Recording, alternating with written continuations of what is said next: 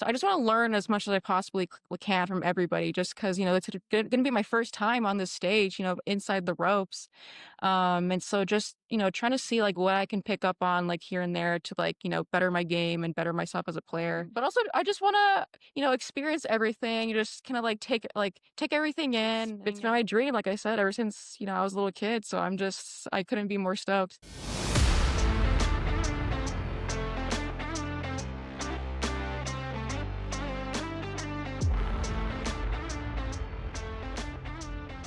Ladies and gentlemen, welcome to the Whole Story Podcast. Jonathan, how are we doing today?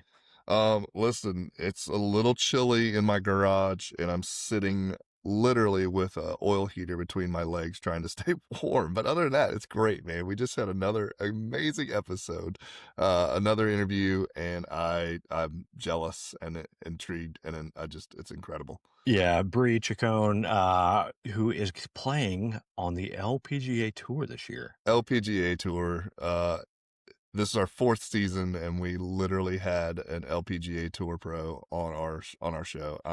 It's We've amazing. had it before. Have we? I felt like we've had. I don't think they were on the LPGA whenever we talked to them. Well, she had played on the LPGA, Christy McPherson. Oh, that's right. She is an assistant Solheim. She's a vice captain for the Solheim. No, I remember that now. I didn't remember that I knew that we had anybody who was active. I forgot that I can't remember the last time she played in an event, but yeah. Don't discount my Gamecocks, man. I apologize. Yeah, we're talking to a different type of bird today, an Oregon duck. An Oregon duck. Yeah. So Bri coming on the show, she's going to be playing on the LPGA Tour after dominating a couple years on the Epson Tour. So many congrats to her and the folks. Nick at Groove It, Bri's dad Oscar, for helping to set all this up. It was quite an episode. We think you guys will enjoy it. But for us, we're pretty excited because this is episode 150. 150 episodes.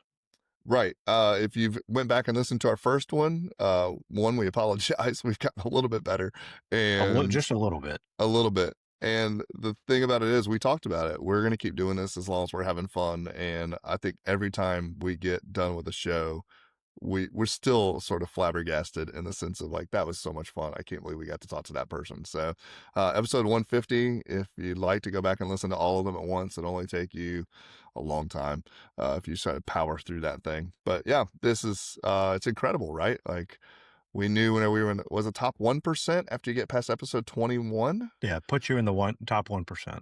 Yeah, so we've got to be at least 1% of the 1%. It's basically us and Joe Rogan. Those are the two podcasts that are really out there right now. The only two that are still going, really. That's right. Yeah, the New Heights with the Kelsey brothers, that's way behind. That's right.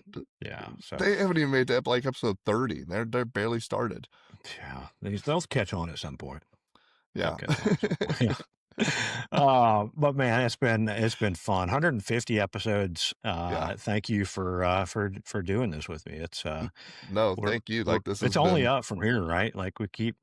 Just even the flags and the stuff in the background that each of us have, like as a testament to how much fun this thing is, and we are excited to be doing it. And we get to do it with people like the folks at Summit Golf Brands. You and I are both rocking some great Beadratty and zero restriction gear. Many thanks to them. If you heard our opening episode of the season with Billy Dratty, it was fantastic. Heard the story that he helped start Beadratty and all the great things that he's doing there. But we are honored to be working with these guys both last year and this year to try to make us look a little better. The clothes look amazing. Yeah. We need some work, but there's some personal hygiene that we need to work on. But other than that, well, the hygiene's fine. It's getting in better shape and improving the golf games for definitely. But yeah, many thanks to them. If you go to any one of their websites and use BestBall20, you can get 20% off your order. So, let's jump right into it. Bri, current LPGA golfer. Again, episode 150. Thank you guys for listening. Y'all enjoy.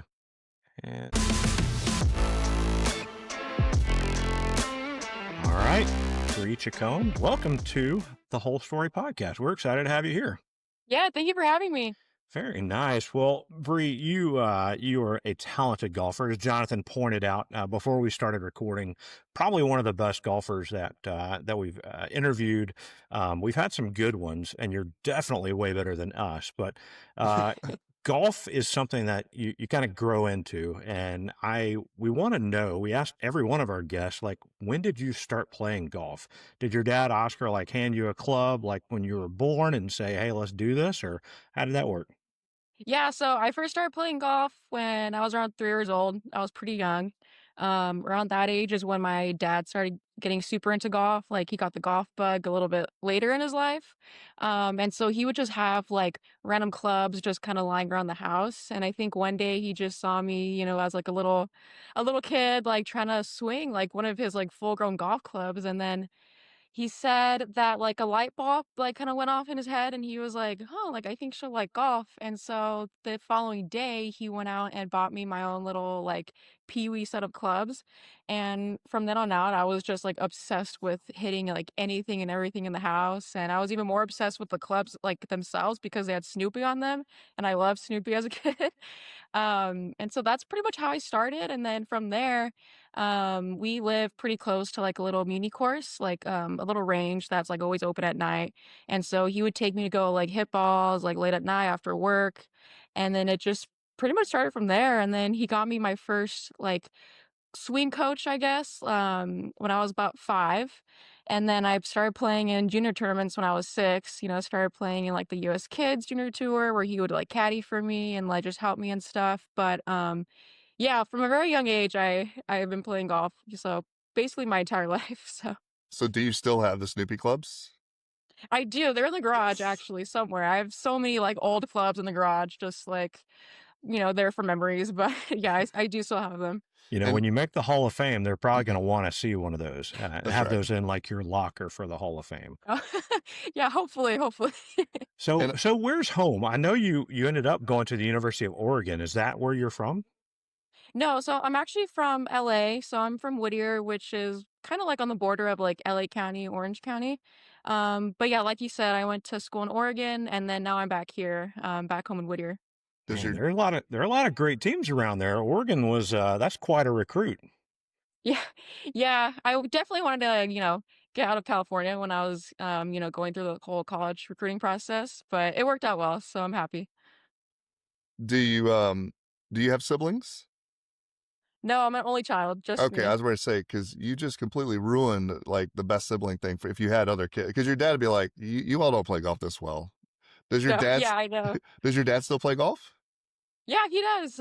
We still play golf like all the time together. He always plays every Saturday morning, like to a T, like with his little buddies at our club. And yeah, he's still like a huge golf nut. So When was the first time you beat your dad playing golf? That was my next question. I was around 9 years old, Oh I think. wow. My Okay, like granted, like love my dad, but he's not the best golfer, to be honest. But so like that wasn't like a very like hard thing to do. But yeah, I was pretty young. I was pretty young, around like 9 years old. So That's so awesome. so obviously you're a pro. You're moving on to the LPGA. At what point in your life was that? At 9 years old? Was it 5 years old? Because you have to be dedicated to get to that level. You have to be way dedicated to get to the college level. But as I'm mhm. assuming, and we'll talk about this, to go from college to the LPGA, that jump. When was it that you were like, "This is what I want to do. This is where I'm going next"? Honestly, I've always had the dream of playing in the LPGA since way before, since I was a little kid, to be Yeah. honest. I think I was around like 6 or 7 years old where I was like, I love golf. I've always had such a passion for golf. And my dad always instilled in me to be very confident. And so I think from a really young age, I just knew that if I just, like put my mind to it and just kept like working hard throughout the years, that I could pretty much like do anything. So yeah, ever since I was a little kid, it's been my dream to, play on the LPGA tour. And I think it really solidified when I got to college and started doing well. But also especially too like in junior tournaments. I also played in like those AJJ invitational tournaments, which, it's pretty much like the best junior players in the country that you're competing against. And so I also like kind of knew like around that age that, if I'm able to compete with the best juniors right now in the world, then if I keep doing well, then I could probably make it to the LPGA. And then it just went from there. So That's awesome. So you knew at an early age, was it just because you loved playing, or were there players on the LPGA, PGA professionals that you saw that you're like, I want to be where they are? yeah, growing up, one of my biggest role models was Lee Lopez. She went to UCLA. She's also from Whittier, which is where I'm from.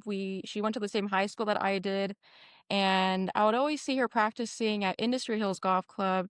And from a really young age, her and her dad were just so amazing with my dad and I, and they always offered us so much great advice and just how to practice and how to compete in tournaments, what tournaments to play. And so I really looked up to her. And ever since I was a little kid, I've always wanted to, kind of be like her and emulate, her abilities in a way. And so I think we're still really tight to this day. And so I think I've always just, seen her as a big role model in my life. Well, as you take this next step, how do you see yourself becoming that role model in a very real way? Because you saw her like inside the ropes, and now you're going to be the one inside the ropes.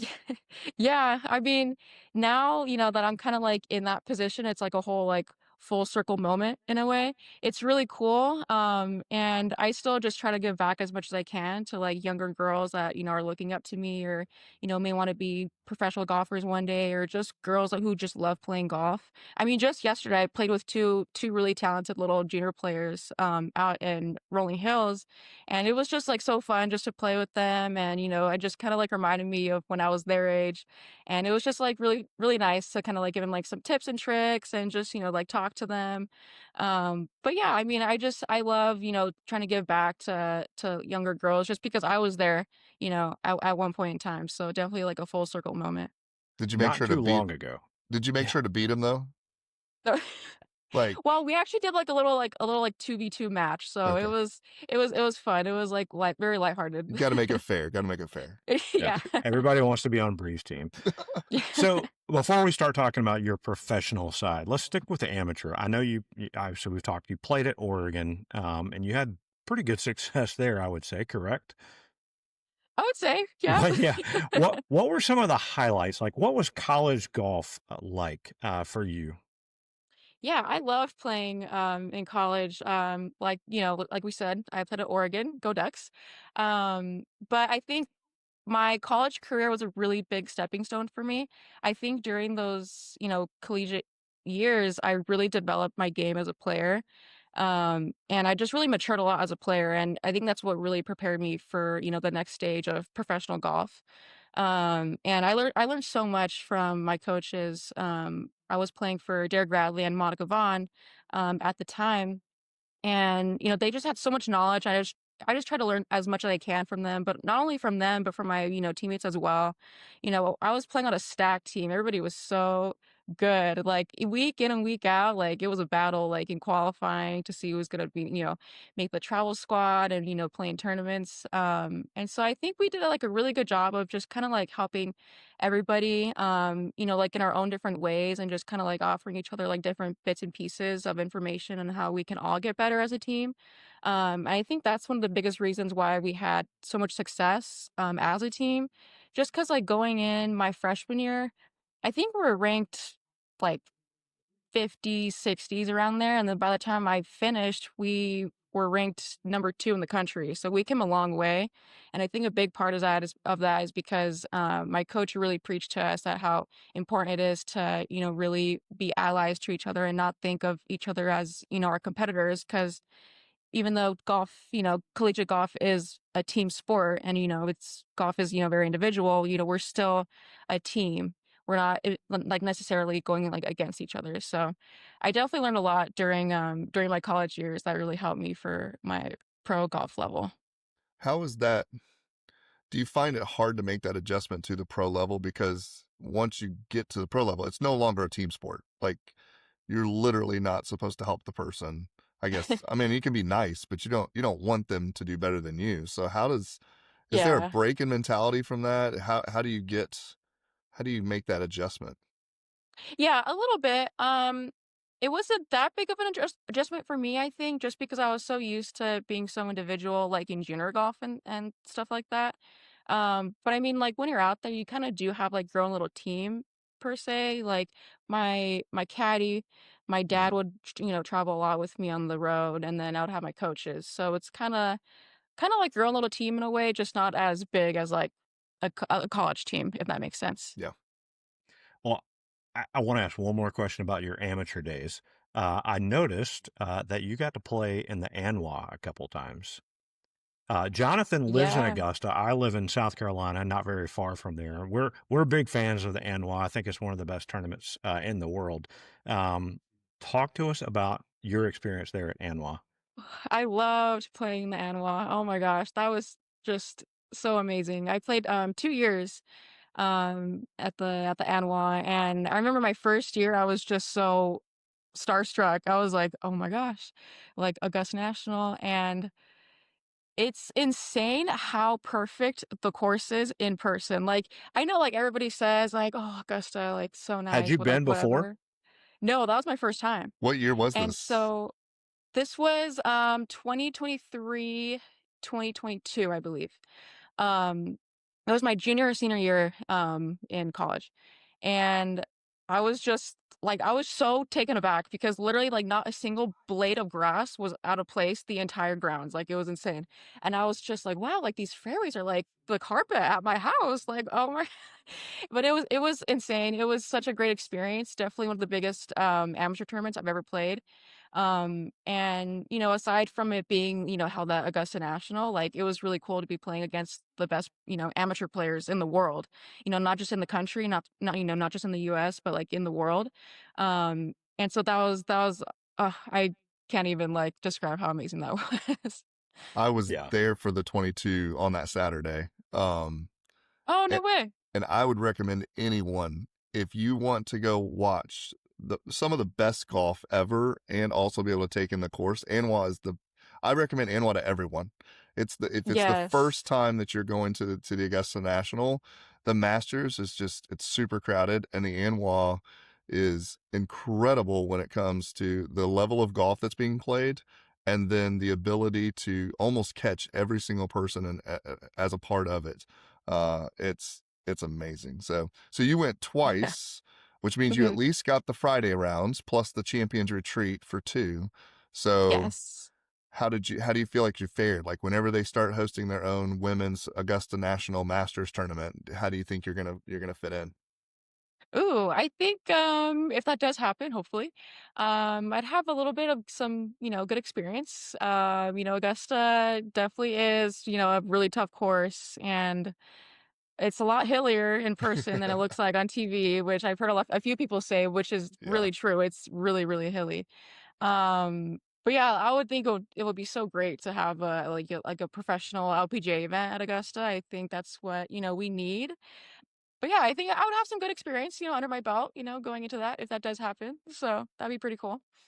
Well, you can't play in the ANWA anymore because you are now a professional. So Man. you've played on the Epson Tour back in 24 and then in 2025. Was it your third tournament that you played in that you won? I know you won the Atlantic Beach Classic in 2024. Was that your third event? Yes, that was my third ever professional start. Welcome to being a Uh, pro. How about that? Right. I actually have Congratulations. the trophy right there, the surfboard, if you could Let's see it. What a go. trophy. That's That's cool. awesome. I know that was sick, a sick trophy. So Yeah, and you followed that up by winning twice in 2025. So, yeah, you have yeah, earned your way onto the LPGA Tour for sure. But before yeah, we talk thank about you. your excitement for that, what did you learn by being on the Epson Tour for these 2 years? Oof, I learned a lot, that's for sure. It was definitely a big jump from college golf to pro golf. But I think most of all, I really learned on how to get really granular with my game. Coming out of college, I think I was able to get by, just with the game that I had. But, at pro golf level, like you need all parts of your game to be super sharp if you want to get to the next level. And I think I really realized, what areas that I really needed to work on. which essentially helped me, play well this past year under my LPGA status. But like for example, in college golf, my putting was the worst part of my game. Now it's the best part of my game. And like I attribute that a lot to my coach, Brendan Flynn here in Long Beach. He completely transformed my putting. There was just a lot of holes in it. My stroke was terrible, but now, it's pretty good. And so now it's probably like the strongest part of my game. And a big part that I fixed too was my wedge game. And so just kind of like finding like little bits and pieces, like little nuggets, like here and there that you can improve on to just kind of, you know, be like a world-class player.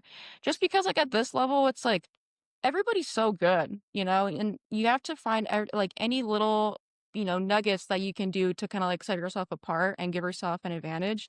And, I'm gonna have to continue doing that, for next season. But yeah, I think just getting super, super detailed with my game is just what I really like learned this past year. So I have holes in all of my golf game from the tee Okay. box all the way to the green. So how do you, because mentally by the end of 18, I'm just done with golf. Sometimes forever. I usually come back, but every once in a while you're like, Yeah, I'm yeah, never me doing too, this me too. again. I was just going to ask that though, like how do you maintain a positive mentality whenever you're literally dissecting like, oh, I brought my putter back an extra half inch, which turned into this, which is why I missed this shot.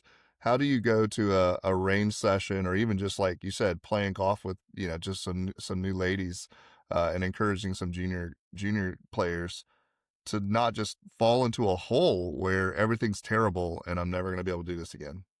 Well, for me, I think I've always been pretty good at just kind of like picking myself back up, like especially like in my junior golf days, some of my college golf days, like I would just have like really bad slumps, like for a few months Mm. where I'm just, like not playing good. I just can't really figure out what's going on.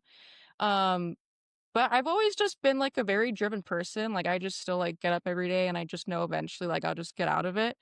Um, I don't really know how much like help that is to people. 'Cause I don't know, I just keep going, like, I just, just don't stop believing in myself, and I just know eventually that whatever slump that I may be in at the time, like, I'll just eventually, like, figure it out, and so far it's been fine, I think, so So far, Just couple keep pro just keep going, right? wins. so, Yeah. yeah, just keep going, I don't Just know. keep going, believe in yourself. I mean, these are like it's simple things you think about, but it makes a lot of sense. And if you can keep Mhm. telling yourself that, then that will help a lot. So now, LPGA, Oh man. you're gearing up 2026, rolling in the LPGA. What is the first tournament that you're going to be playing in? So as of now, I believe the first tournament I'll be playing is the Blue Bay, which is gonna be in China. So first three events I probably won't get into. The first event is in Florida. It's like the Tournament of Champions, which is like for all like past LPGA winners. So obviously I won't be there because it's my first year. And then the next two after that are going to be in Thailand and Singapore. It's like a whole like Asia swing that the LPGA has. So it goes Thailand, Singapore, and then China.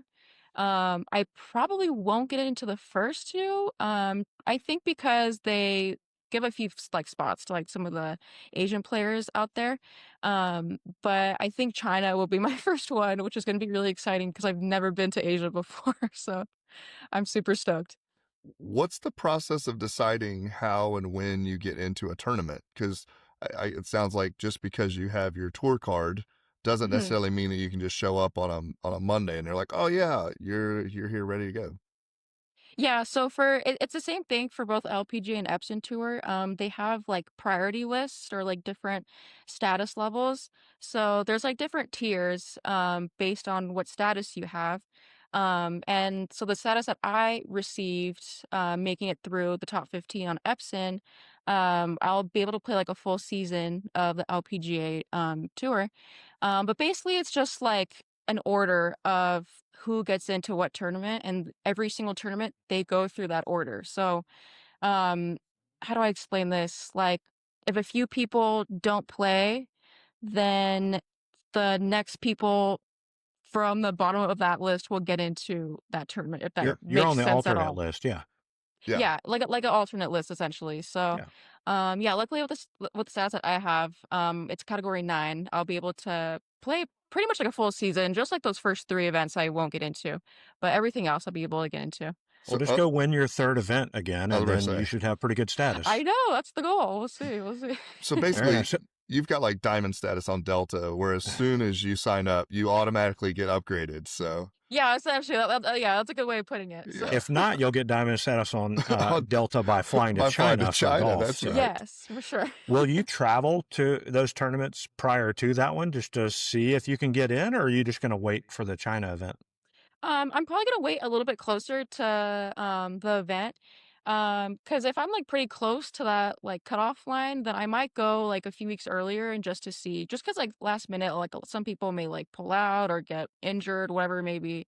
And so I might do that, but it depends on like how close I am to the list, like in the next upcoming weeks, like leading up to it. So.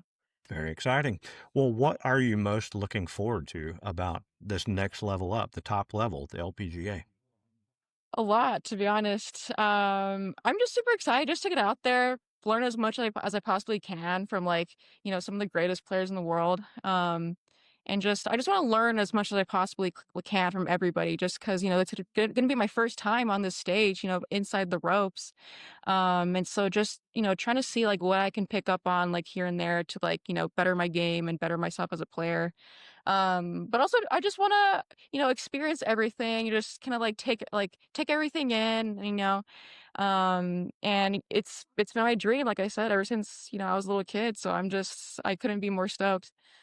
So Do you have since goals for the first year? that's what I was going to ask.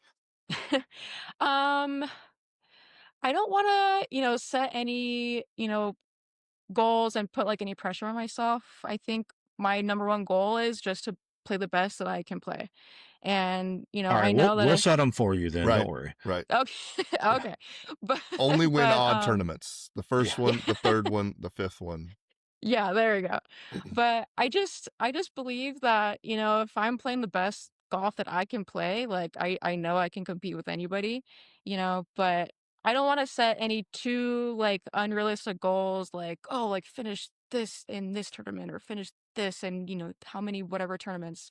I just want to go out and play and just do the best that I can. I set goals. Who are you hoping to get paired up with when you go out and play? Oh, okay. I would love to get paired up with Charlie Hole. I love Charlie Hole. I think she's hilarious. Nelly Corda, of course.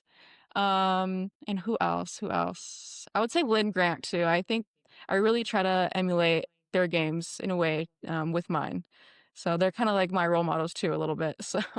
Very nice. We interviewed Louise Rydquist from University of South Carolina. She is now a professional as well, trying to make it up to that next level. And she, being from Sweden, big Lynn Grant fan, good friends. So yeah, great group out there. Yeah, nice, cool. Do you have any teammates or maybe some folks that you got close to while you were competing at the college level that are on the pro that you're kind of looking forward to like a reuniting with them? Yeah, so I have a lot of like old teammates and stuff from Oregon that, are playing on Epson, that I was able to play with a lot the past 2 years. But for the LPGA level, one of my really good friends, Ann Chen, got her card too. So I'm really, really excited that, we'll be together and we'll have each other, through everything. But it's crazy because Anne, she played at Duke. She's from Texas originally.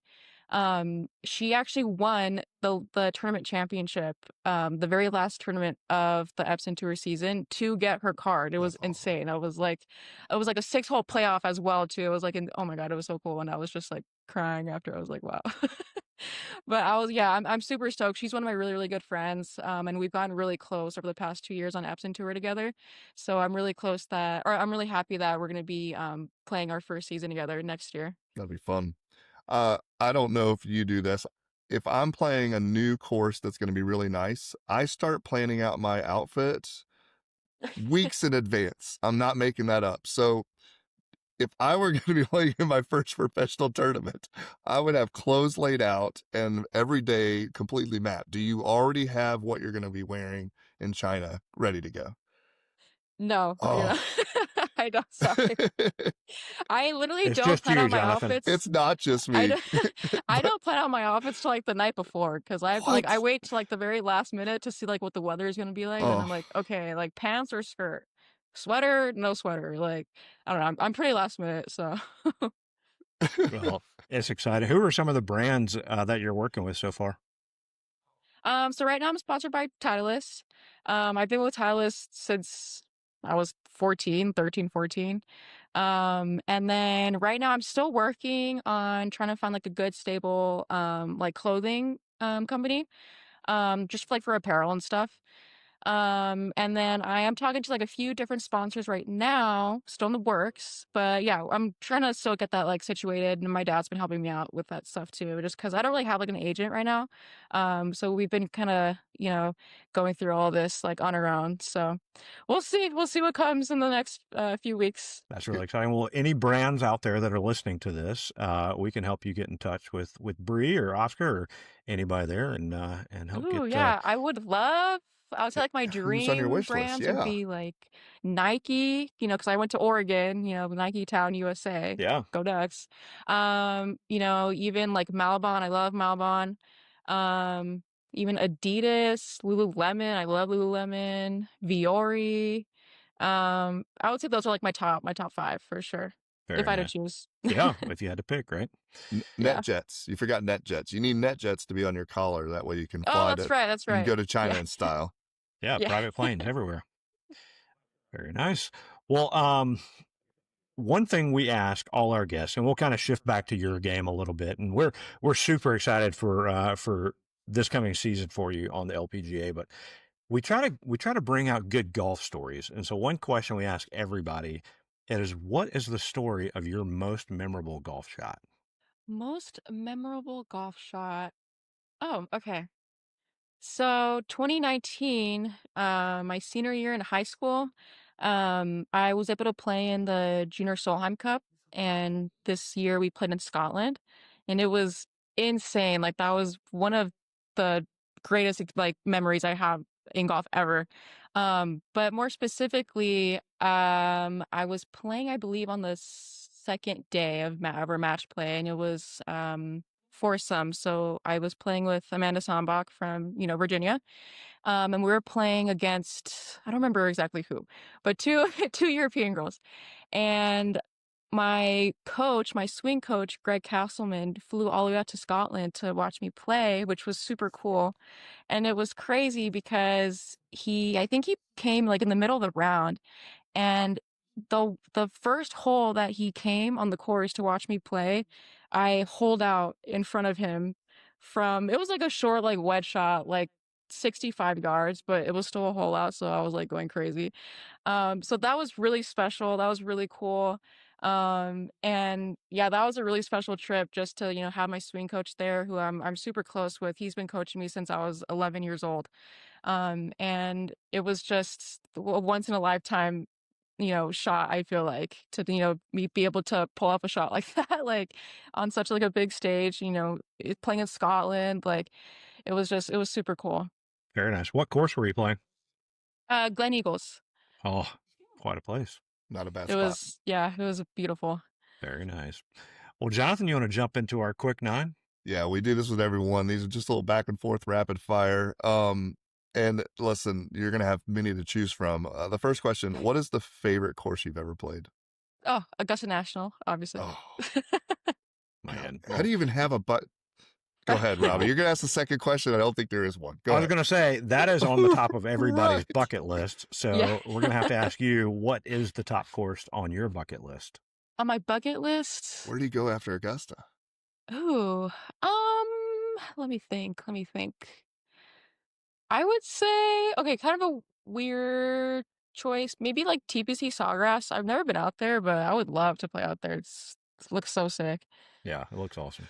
Oh, first person ever to answer Augusta National as their actual favorite course, not just their Oh, bucket list course. oh, okay. Just want to note that. Yeah. All right. Oh, there we go. There we go. Favorite course that no one knows about. Favorite course that no one knows about. Um, I don't know if a lot of people know about this. Maybe I might be totally wrong, but I would say Pumpkin Ridge in Portland, Oregon. I'm a big fan of the Pacific Northwest courses. I love playing golf in Oregon, Washington, up there. Like they're just so beautiful. I have heard of that one. We've got some friends up in that area. And so, yes, I have heard of that's a pretty sweet course. Oh, okay, nice. Yeah. Who would be in your dream foursome? Oh, dream foursome. Okay. Tiger Woods, Nancy Lopez, Lee Trevino, and wait, are we doing dead or alive? Either Doesn't way. matter. I would say Arnold Palmer. I need all the greats. That would be amazing. That would definitely be great. Love it. All right. You might not have this anymore, but what is your golf kryptonite? Golf kryptonite. Oh, I don't know. What do you mean exactly by kryptonite? Do you mean? Mine's my driver, my putter, and my irons. What's the thing in your game that maybe give you the most trouble? Like you said, it used to be your putting. It used to be my putting. I don't know. I would say maybe like my wedges. Could always use some work on my wedges, but Not if you're holding out I was 60 gonna say. 5-yard shots. well, that was kind of a lucky shot. I don't know. That was a few years ago, but All right. What's your favorite snack on the course? ooh, I love eating fruit. I love peanut butter jelly sandwiches, protein bars. I think anything with just like really like quick protein or like quick sugars. I'm always down for. I'm not very picky. Oh, I love beef jerky too. Honestly, like really anything. I'm not picky, so Perfect. All right. Your favorite golf course logo? golf course logo. I love the Bandon Dunes, like the little penguin guy. I think he's really cute. So, That's a great one. We actually Popular had for somebody sure. recently share that one too. Yep. oh, nice.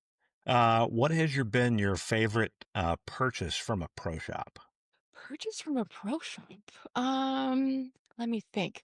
Oh, one time, this was like a few years ago. I don't even remember what course, but I bought a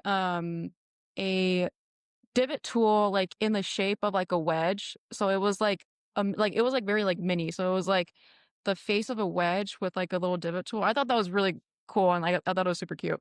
So it was like a little like mini divot tool wedge. It was cool. That's great. And then the last question, finish this sentence. The best part of golf is? The best part of golf is having fun with your friends. I don't know.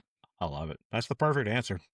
We say it all the time. Golf is people, and it's all about the people you get to meet. Like for us, we get to meet you, and Oh gosh. we will be cheering you on big time. So, Bree, Oh, thank you guys. thank you so much for doing this. Where can people find you to follow you on social media, find out more about you? Obviously, just look at the top of the LPGA leaderboard. Right. But where else can they find more about you?